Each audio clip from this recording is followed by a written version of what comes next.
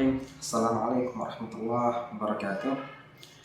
Alhamdulillahirrabbilalamin. Wassalatu wassalamu ala asyrafil anbiya wal mursalin nabiyina Muhammadin wa ala alihi wa sahbihi ajma'in, amma ba'd. Segala puji bagi Allah Subhanahu wa taala yang sudah berkenan kembali mempertemukan kita pada kesempatan kali ini. Ya, sudah begitu lama kita tidak bersuah, ya. Karena beberapa halangan, terkait juga beberapa kesibukan atas urusan yang mendesak. Betul, kita lanjutkan saja kajian yang sudah lama tertunda ini, ya. Oke. Secara umum dalam kajian literasi kita membahas hal-hal yang biasanya kita anggap sepele, ya. Kita anggap sepele sehingga kita anggap tidak perlu mendapatkan fokus yang cukup dari perhatian kita. Tapi sebenarnya hal itu justru kelamaan, ya, akan membuat kita sendiri menjadi teralihkan dari kebenaran sesungguhnya, gitu ya, dari sebuah konsep yang selama ini kita pahami. Salah satu fenomena yang sering kita dapatkan terkait hal tersebut adalah false collective memory. Apa yang kita sebut dengan false collective memory? Ingatan umum, gitu ya, yang salah, yang ternyata salah, tapi selama ini kita anggap benar. Kenapa kita anggap benar? Karena kita terima begitu saja. Kenapa kita terima begitu saja? Ya, karena selama ini, ya, narasi tentang konsep atau sebuah peristiwa yang kita ketahui itu sering diutarakan secara berulang, ya. Sehari-hari kita mendengarkan narasi tersebut sehingga lama kelamaan, ya, kita tidak lagi butuh untuk menelusur, ya, membuka referensi, mengecek apakah memang informasi yang kita terima itu sudah benar atau tidak sama sekali, ya. Salah satu kisah yang sangat populer yang saya ingin angkat, begitu ya, sebagai contoh adalah kisah dari penyembelihan Nabi Ismail alaihissalatu wassalam. Nah, kisah ini tentu kita sudah ketahui secara bersama. Setiap tahun kisah ini diulang gitu oleh para penceramah, para khatib, terutama di khutbah Idul Adha. Di situ disampaikan bahwa Nabi Ibrahim alaihissalatu wassalam mendapatkan perintah dari Allah Subhanahu wa taala untuk menyembelih anaknya. Salah seorang anaknya, ya. Dan kita ketahui anak itu adalah Nabi Ismail alaihissalatu wassalam. Yang itu kita terima. Kisah penyembelihan tersebut biasa kita dapatkan dalam Al-Qur'an, itu surah di As-Saffat ayat 102, gitu ya. Di situ dijelaskan bahwa suatu ketika Nabi Ibrahim alaihissalatu wassalam berdoa kepada Allah Subhanahu wa taala, "Rabbi habli minas shalihin." Ya Allah, anugerahkanlah kepada saya, ya, seorang keturunan yang saleh, gitu. Kita kan tahu bagaimana Nabi Ibrahim dan Sarah istri beliau itu sudah menua tetapi belum dikaruniai keturunan. Akhirnya dalam keadaan keputusasaan seperti itu, beliau berdoa meminta keturunan kepada Allah Subhanahu wa taala. Akhirnya diberikanlah anaknya, diberikanlah Maulana. Tetapi tidak lama berselang, ya, Allah Subhanahu wa taala kembali menguji Nabi Ibrahim, ya. Dijelaskan dalam As-Saffat itu ayat 102, falamma balagha ma'ahu as-sa'i, gitu ya. Di situ dijelaskan ketika anak ini sudah mencapai usia dewasa, as-sa'iyah, gitu ya, sudah berusaha, sudah mampu menghidupi dirinya sendiri. As-sa'iyah, berkata sa'a, ya, ya sa'a, berusaha, ya. Qala ya bunayya inni ara fil manam anni adbahuk fanzur madza tara. Itu kata Ibrahim kepada anaknya. Ya bunay, wahai anakku, inni ara fil manam. Saya melihat, perhatikan bagaimana rantaian kata yang digunakan oleh Nabi Ibrahim. Di situ beliau menggunakan kata ro'ah, ya roh, ya. Inni ara, saya mendapatkan penglihatan, ya, fil manam, dalam tidur saya, ya, yang biasa kita artikan dengan sebuah mimpi, ya. Anni adbahuk, dalam mimpi itu saya melihat saya mesti menyembelih kamu. Fanzur madza tara. Ingat tadi ini aro, ya. Kemudian frasa itu klausa itu diakhiri juga dengan kata ro'a, ya. Fanzur madza tara. Bagaimana pendapatmu? Gitu ya. Ya, nanti kita akan bahas ini di segmen yang lain insyaallah. Qala ya abati fa'al ma tu'mar. Kata anak dari Ibrahim, wahai ayahku, lakukan saja. Itu perintah, gitu ya.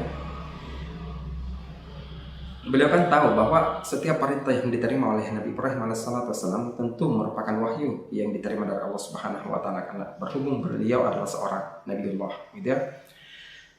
Cuma seorang nabi, tetapi orang yang mendapatkan gelar Khalil, gitu ya. Wattakhadha Ibrahim khalila, gitu ya. Sebuah derajat yang cukup signifikan, lebih tinggi dari derajat nabi-nabi yang lain di antara para nabi, ya. Di situ anaknya menjelaskan bahwa lakukan saja, ya wahai ayahku, lakukan saja perintahnya. Itu wahyu, kita harus terima, ya. Satajidun insyaallah minas sabirin. Engkau akan mendapati saya sebagai orang yang sabar, gitu. Artinya beliau menerima, gitu ya. Beliau menerima perintah tersebut dengan lapang dada, dengan ikhlas. Sekarang pertanyaannya di As-Saffat, ya, dari ayat 100 hingga ayat 112 kalau saya salah, gitu ya. Rangkaian cerita itu diceritakan. Di situ Allah Subhanahu wa taala sama sekali tidak menyebutkan nama dari anak Nabi Ibrahim alaihissalatu wassalam. Tidak disebutkan apakah anak itu adalah Ismail atau Ishak. Tetapi selama ini kita pahami bahwa, ya, anak itu adalah Ismail alaihissalatu wassalam. Nah, saya ingin mengajak kalian, ya, mendiskusikan apakah betul, ya, di ayat itu yang disebut oleh Nabi Ibrahim ataukah Nabi Ishak, gitu ya. Karena di beberapa menit berikutnya saya akan memberikan beberapa argumentasi, gitu ya, yang akan mungkin bisa membantu kalian untuk memikirkan, gitu, informasi yang selama ini kalian anggap benar, ya, gitu ya. Yang pertama, di ayat 100 ketika Nabi Ibrahim, ya, berdoa Rabbi habli minas sholihin, di situ ingat ya, kata as-sholihin, ya, garis bawahi kata as-sholihin. Nabi Ibrahim berdoa, bermunajat kepada Allah untuk diberikan keturunan yang soleh, ya. Akhirnya diceritakan pada ayat-ayat berikutnya. Kemudian karena di situ Allah Subhanahu wa taala cuma menyebutkan fabasyarnahu bi gulamin halim. Gulam halim, gitu ya. Anak yang baik perangainya, kan, gitu ya. Gulam halim. Ya, kata halim sendiri itu merupakan sebuah kata yang digunakan oleh Allah Subhanahu wa taala sendiri sebagai sifatnya, ya. Seperti di ayat yang lain alimun halim, ya. Di ayat 112 di situ yang disebut adalah Nabi Ishak alaihissalam, ya. Nah, uniknya ketika nama Nabi Ishak disebut Ishak, gitu ya. Setelah penyebutan nama Ishak itu Allah Subhanahu wa taala menutup ayat 112 nabiyan minas sholihin, seorang nabi dari orang-orang yang soleh, gitu ya. Kalau kita merujuk kepada As-Saffat, ya, kisah penyembelihan anak Ibrahim alaihissalatu wassalam, ya, sebagaimana diceritakan oleh narasi As-Saffat dari ayat 100 sampai 112, maka kita bisa menyimpulkan, ya, ada tali konsep yang sangat erat, ya, menyebutkan bahwa Ishak adalah interpretasi dari anak Ibrahim yang disebutkan minas sholihin dari ayat 100, dan kata as-sholihin yang disebut di penghujung atau di ujung ayat 112 dari surah As-Saffat tadi. Kemudian, nah, ini memiliki dampak yang sangat signifikan. Kenapa? Karena tentu bukan hanya narasi siapa yang dikorbankan oleh Nabi Ibrahim, ya, pada peristiwa tersebut, Tetapi kita juga perlu tahu di mana lokasi penyembelihan tersebut terjadi, kapan kurun waktunya, dan lain-lain sebagainya. Itu kan hal-hal yang tidak pernah selama ini kita tanyakan kepada diri kita sendiri, karena kita sudah menerima kisah dari peristiwa penyembelihan itu. Ya begitu saja kita anggap itu sebagai kebenaran yang sudah umum, karena sudah banyak khatib dan para ulama yang menjelaskan, sehingga kita tidak merasa tidak perlu untuk menggali lebih dalam apakah memang informasi yang disebutkan pada kisah-kisah yang kita dengarkan, kita terima, itu sudah betul atau tidak. Ya, kalau kita kembali kita lihat itu Ishak itu simpulan pertama kita, itu hipotesis pertama bahwa anak yang disembelih adalah Ishak, bukannya Nabi Ismail alaihi salatu wassalam. Kita kaitkan lagi dengan lokasi di mana peristiwa itu terjadi, karena di Al-Quran tidak menyebutkan secara rinci di mana peristiwa tersebut terjadi. Tetapi kalau kita kaitkan dengan siapa yang terlibat, itu Nabi Ibrahim dan Nabi Ishak alaihi salatu wassalam, tentunya ya kemungkinan besar peristiwa itu tidak terjadi di kota Makkah, gitu ya. Kenapa? Karena peristiwa Makkah, gitu ya. Kita merujuk ke Al-Baqarah, ya, kita lompat ke Al-Baqarah ayat 124. Di situ kan Allah Subhanahu wa taala menyebutkan wa idz batala Ibrahim rabbuhu bikalimatin fa'atammahum.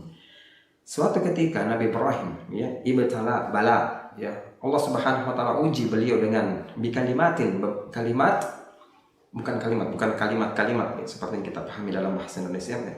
Kalimat itu serangkaian ujian, ya, serangkaian rentetan peristiwa di mana dalam setiap peristiwa tersebut Allah Subhanahu wa taala berikan tugas kepada Nabi Ibrahim untuk selesaikan. Dan itu dianggap sebagai ujian dari Allah Subhanahu wa taala, gitu ya. Pada narasi pembangunan fondasi, ya, wa yarfa'u Ibrahim al-qawa'id minal bait wa Ismail, yang disebut adalah nama Nabi Ismail, ya. Jadi ini kita sudah merujuk atau kita berpindah ke periode di mana Nabi Ibrahim menerima tugas dari Allah Subhanahu wa taala untuk menegakkan fondasi Ka'bah, ya, Ka'bah. Al-qawa'id minal bait, fondasi dari al-bait, rumah Allah Subhanahu wa taala, yang kita interpretasikan sebagai Ka'bah, gitu ya. Wa Ismail, di situ disebutkan yang menemani atau yang membantu Nabi Ibrahim meninggikan fondasi tersebut adalah Nabi Ismail alaihi salatu wassalam. Nah, disinilah muncul kontradiksi, gitu ya. Kalau yang disebut dalam as-Saffat itu anak yang disembelih oleh Nabi Ibrahim adalah Ishak, ya, tentu peristiwanya tidak terjadi di kota Makkah, ya. Karena peristiwa Nabi Ibrahim berada di kota Makkah itu ketika beliau membawa Nabi Ismail, ya, beserta istri kedua beliau yaitu Hajar. Untuk referensi ini sendiri, ya, dalam tradisi Judeo-Kristiani, ya, gitu, Judeo-Kristen, ya, dalam kisah-kisah Israiliyat, ya, kalau kalian pernah baca di kitab Perjanjian, itu di Genesis ayat 21 dan ayat 22 itu diceritakan juga hal yang sama, peristiwa penyembelihan anak dari Nabi Ibrahim. Tetapi di Genesis ayat 21 itu disebutkan bahwa ada peristiwa pengusiran istri Nabi Ibrahim yaitu Hajar dan Ismail, yang diusir oleh istri pertama Nabi Ibrahim yaitu Sarah, ya, karena suatu peristiwa, dia diusir. Akhirnya Nabi Ibrahim dengan berat hati membawa Sayyidah Hajar dan anaknya Ismail alaihissalatu wassalam itu ke daerah yang jauh, yang terpencil, begitu ya, yang tandus, yang sekarang kita kenal dengan tanah Arab, gitu ya, untuk berpisah. Nah, di situ mulai peristiwa Makkah dan hal-hal yang berhubungan dengannya, termasuk maqam Ibrahim, itu dimulai, gitu ya, dari pengusiran Sayyidah Hajar dan anak beliau Ismail alaihissalam. Sedangkan peristiwa yang terkait dengan Nabi Ibrahim dan Nabi Ishak itu sama sekali tidak berhubungan dengan Makkah, gitu ya. Tempatnya lain, ya. Kalau di beberapa literatur yang pernah kami baca itu peristiwa Nabi Ibrahim dengan Nabi Ishak itu di Gunung Moriah, gitu ya. Nanti kita jelaskan lebih lanjut. Nah, uniknya ya kata bala ya wa idhi betala, ingat ya di Al-Baqarah 124 tadi, wa idhi betala Ibrahim rabbuh. Situ Allah Subhanahu wa taala menggunakan kata bala. Yang kemudian di As-Saffat ayat 106 di situ kan juga Allah Subhanahu wa taala menjadikan peristiwa penyembelihan anak Ibrahim itu sebagai bala'un, gitu ya, bala'un mubin, gitu ya. Sebuah ujian. Jadi ada korelasi sebenarnya, ada korelasi, ya. Ada korelasi antara Al-Baqarah dengan As-Saffat, di mana As-Saffat kita lebih menekankan pada kosakata as-solihin yang di situ menyebut nama Nabi Ishak alaihissalam. Sedangkan ketika kita membuat jalinan antara Al-Baqarah 124 dengan As-Saffat ayat 106, kita menjalin wacana penyembelihan itu melalui kata bala, ya, bala yaitu cobaan dari Allah Subhanahu wa taala berikan kepada Nabi Ibrahim. Dan di situ ya di Al-Baqarah menyebut nama Ismail. Ya, jadi itu dua hal yang dua wacana, dua narasi yang dibangun dengan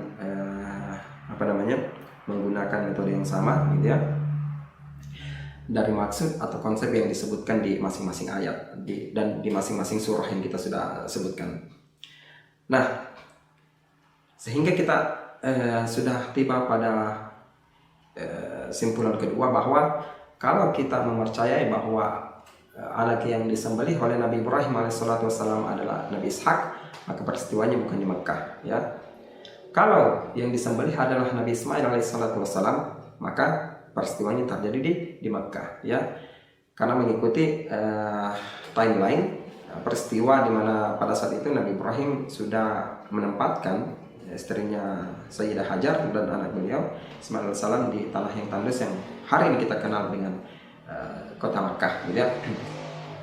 Nah, para sarjana meneliti hal ini dengan seksama, gitu ya, dengan sangat teliti, gitu. Sehingga salah seorang di antaranya itu Joseph Wisdom, ya, dalam buku beliau The Foundation of the House, gitu ya, fondasi dari house, rumah, bait, yang dimaksud beliau itu adalah Ka'bah, gitu ya. Di halaman 127 beliau menceritakan hal ini, ya, dan di situ menyebutkan bahwa ketika seseorang memilih untuk mempercayai bahwa yang disembelih itu adalah Nabi Ishak, maka itu bukan periode Makkah, tapi periode sebelum Makkah, ya. Dan beliau merujuk kepada suatu tempat yang disebut Gunung Moriah, gitu ya, Lembah Moriah, gitu ya, lembah yang banyak disebutkan dalam literatur Judeo-Kristen, ya. Nah, sarjana yang lain, pakar yang lain, Orphan Firestone dalam Journeys in the Holy Lands, gitu ya, beliau lebih teliti lagi, gitu ya, lebih signifikan lagi dalam menjelaskan peristiwa ini, di mana beliau menjelaskan jalan periwayatan bagaimana para sahabat dan para tabi'in dan tabi'ut tabi'in itu sampai berbeda, ya, memahami siapa yang sebenarnya yang disembelih, yang coba disembelih oleh Nabi Ibrahim pada peristiwa penyembelihan tersebut, ya. Dalam Journeys in Holy Lands, begitu ya, Firestone mengkaji sekitar 18 kitab, gitu ya, sekitar 18 kitab yang terdiri kitab tafsir, hadis, dan beberapa qasas, riwayat-riwayat, sejarah-sejarah, dan beliau menyimpulkan tiga hal, gitu ya. Yang pertama, periwayatan yang menyatakan bahwa anak yang disembelih itu adalah Ishak alaihissalam. Di situ disebutkan ada 28 tokoh, ya, tokoh besar, ulama-ulama besar dari kalangan sahabat, tabi'in dan tabi'ut tabi'in, ya. Ada ulama-ulama besar di belakang mereka. dan terdapat sekitar 91 sanad, ya, 91 rantai periwayatan yang menyatakan bahwa anak yang disembelih itu adalah Nabi Ishak, ya. Di antaranya ada nama-nama besar seperti Al-Abbas ibn Abdul Muttalib, paman Rasulullah SAW, kemudian ada Abdullah bin Mas'ud, kemudian ada Ikrimah, dan ada sahabat Umar Amirul Mukminin, Umar ibn Khattab radhiyallahu ta'ala anhu. Beliau mendukung bahwa yang disebut dalam As-Saffat ayat 102 itu adalah Ishak alaihissalatu wassalam. Yang kedua, ada 19 tokoh, ya, mulai dari kalangan sahabat, tabi'in, tabi'in, dan ulama-ulama besar sepeninggal mereka, melalui 50 sanad periwayatan, rantai periwayatan yang mendukung bahwa anak yang disembelih itu adalah Ismail alaihissalatu wassalam. Di antara nama-nama besar yang disebutkan, kalau tidak salah ada Abdullah Ibn Umar, satu lagi ya, Ahmad bin Hanbal, dan Sa'id Ibn al-Musayyib radhiyallahu ta'ala anhu. Itu mereka sepakat bahwa yang disebut dalam As-Saffat ayat 102 itu adalah Nabi Ismail. Kemudian selanjutnya ada 10 tokoh, dan 10 tokoh dari 40 sanad jalan periwayatan yang mendukung keduanya, baik Nabi Ismail maupun Nabi Ishak, ya. Tergantung interpretasi dari ulama yang disebut, gitu ya, yang mendukung bahwa ayat 102 di surah As-Saffat itu bisa merujuk ke Nabi Ishak maupun Nabi Ismail alaihissalatu wassalam. Di antara sahabat yang memilih posisi ini adalah Ali bin Abi Thalib radhiyallahu ta'ala, Abdullah bin Abbas, dan siapa lagi ya? Dan ulama besar Hasan al-Basri, ya. Nah, di situ disimpulkan bahwa ternyata, ya, kalangan sahabat yang justru menerima informasi itu sendiri langsung dari Rasulullah SAW begitu ayat itu turun, gitu ya, dan mengonfirmasi kepada Rasulullah SAW. Begitupun dengan tabi'in yang datang setelah sahabat, dan tabi'in yang datang setelah tabi'in. Ternyata memang sedari dulu, ya, perdebatan antara siapa anak yang dikorbankan oleh Nabi Ibrahim itu sudah ada, gitu. Bacaan lebih lanjut yang bisa kalian dapatkan terkait peristiwa ini ada buku dari Sulaiman Bashar, Abraham Sacrifice and of His Sons and Related Issues, yang menjelaskan bagaimana Nabi Ismail alaihissalatu wassalam merupakan kandidat yang akhirnya dipilih oleh kebanyakan ulama dan menjadi narasi yang mainstream, ya, arus utama yang kita terima hari ini. Dan bagaimana peran dari ulama tafsir Muhammad bin Jarir At-Tabari dalam periwayatan tersebut, sehingga kita menganggap, ya, bahwa As-Saffat ayat 102 tadi itu merujuk kepada Nabi Ismail sebagaimana kita pahami hari ini, bukannya Nabi Ishak. Padahal para sahabat, para tabi'in, dan para ulama-ulama besar di zaman mereka masing-masing itu sudah punya perdebatan yang sangat panjang mengenai siapa yang sebenarnya yang coba disembelih oleh Nabi Ibrahim pada peristiwa penyembelihan tersebut, ya. Apa yang kita bisa pelajari dari hal itu? Bahwa membaca Al-Quran, yang pertama, membaca Al-Quran itu tidak sekedar mengeja huruf-hurufnya. Allah Subhanahu wa Ta'ala sebenarnya menantang kita berdialog, gitu ya, dengan Al-Quran. Yang kita pernah bahas di beberapa pertemuan sebelumnya. Di situ Allah Subhanahu wa Ta'ala menantang kita dalam format dialog, menantang nalar pikir kita untuk terus mengasah argumen kita. Apakah betul, gitu ya, konsep yang sudah kita terima selama ini, atau bacaan yang kita lahap, gitu ya, selama ini itu memuat informasi yang benar atau tidak, ya. Saya kebenaran itu sendiri, ya, merupakan hal yang sangat dilematis, gitu. Sehingga kita tidak secara sederhana menyatakan hal ini benar, hal ini tidak benar. Mungkin kita lebih memilih kata keliru, gitu ya. Apakah informasi itu benar atau informasi itu keliru, ya? Karena keliru itu belum tentu tidak benar. Cuma mungkin model argumentasinya atau narasi yang dibangun itu ada logical fallacy, gitu ya, kesalahan logis yang membuat simpulan dari penalaran itu terganggu, sehingga menghasilkan simpulan yang keliru, gitu ya. Nah, itu yang pertama. Yang kedua, bahwa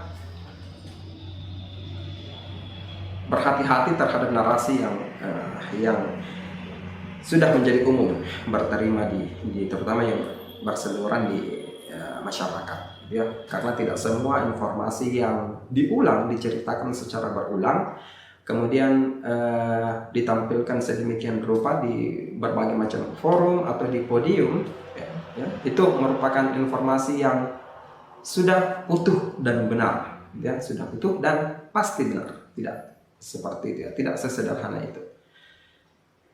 Dan itu menantang kita bahwa kita tetap perlu mengonfirmasi setiap informasi atau data yang kita terima. Sebagaimana Allah Subhanahu wa taala sendiri tegaskan bahwa di dalam surah Al-Hujurat itu, ya ayyuhalladzina amanu in ja'akum fasiqun binaba'in fatabayyanu. Kalau orang fasik datang dengan sebuah kabar berita, terutama memuat peristiwa, fatabayyan.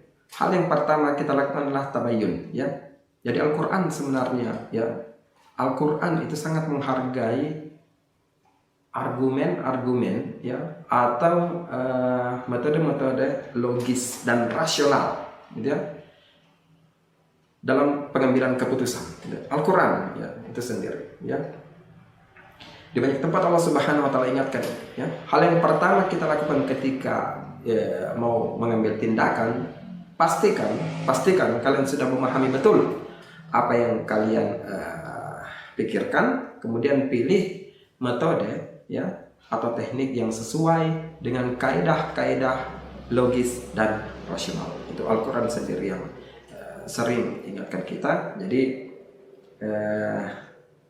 tradisi ini sebenarnya yang sudah membawa Islam pada periode emas di abad pertengahan, ya, terutama pada masa dinasti Abbasiyah, gitu, ya, yang kita sering dengar bersama, ya, bagaimana Khalifah Harun al-Rashid, ya, itu mampu membawa Islam sebagai mercusuar, itu ya, pusat dari peradaban dunia, di mana semua sarjana dari seluruh dunia itu datang ke tanah Arab, ke tanah kekhalifahan untuk belajar banyak tentang segala hal, bukan hanya tentang Islam, tetapi segala hal, termasuk di bidang kedokteran, di bidang optik, ya, sains dan lain-lain sebagainya.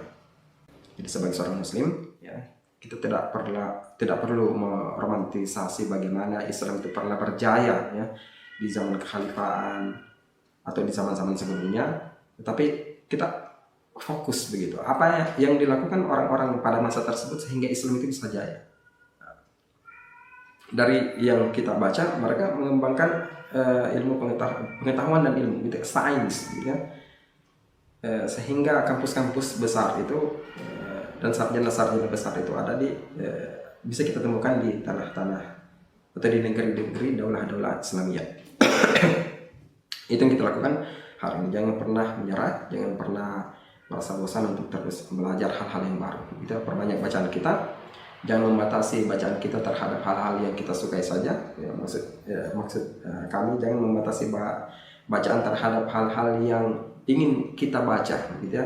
Atau dalam arti kata lain, kita hanya ingin membaca buku-buku dari pengarang-pengarang atau pendapat ulama yang hanya sesuai dengan keinginan kita, sesuai dengan pendapat kita, ya. Coba cari bacaan yang justru menantang kepercayaan kita, kepercayaan atau hal-hal yang selama ini kita percaya begitu saja, gitu, ya.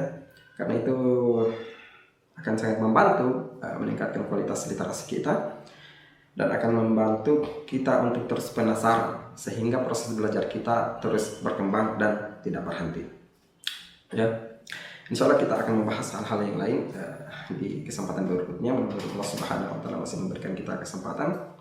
Wabillahi taufiq wal hidayah. We'll see you soon enough. Insyaallah. Assalamualaikum warahmatullahi wabarakatuh.